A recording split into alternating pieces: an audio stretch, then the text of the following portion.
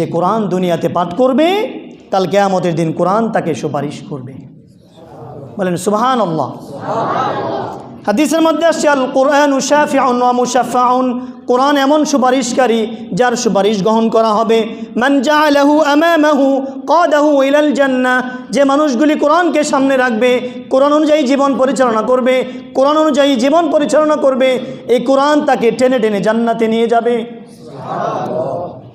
Oman জাআলাহু খালফা যাহরি, আর যে মানুষগুলি কোরআনকে পিছনে রাখবে, কোরআনকে ভ্রুক্ষেপ করবে, কোরআন শিখবে না, সন্তানকেও কোরআন শেখাবে না, কোরআনের কথা শুনলে, ইসলামের কথা শুনলে, আলেমের কথা শুনলে শৈলে চুলকানি হয়, সাদাহু ইলান নার, ওই কোরআন তাকে টেনে হেঁচড়ে জাহান্নামে নিয়ে যাবে। বলেন নাউজুবিল্লাহ।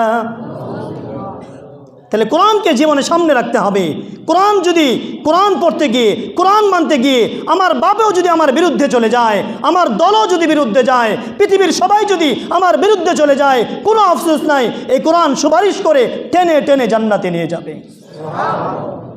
আর দলের কারণে, নেতার কারণে, অমুকের কারণে, তমুকের কারণে কোরআনকে মানলেন না, কোরআনের কথা ভালো লাগে নাই, আলেম বলছে আলেমের বিরোধিতা করছেন, চায়ের দোকানে বসে বসে গীবত করছেন, মনে রাখবেন কাল কিয়ামতের দিন আমাদের সাথে আপনাদের সাথে দেখা হবে ইনশাআল্লাহ। ইনশাআল্লাহ দেখা হবে।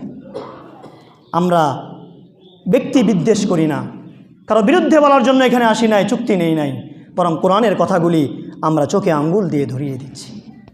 আপনি মনে করছেন না না আপনার বিরুদ্ধে আমি করি না, আপনার যা মনে চায় আপনি করেন। আপনার আল্লাহ তাআলা ক্ষমতা দিছে, বুদ্ধি দিছে, বিবেক দিছে, সব আল্লাহ দিছে।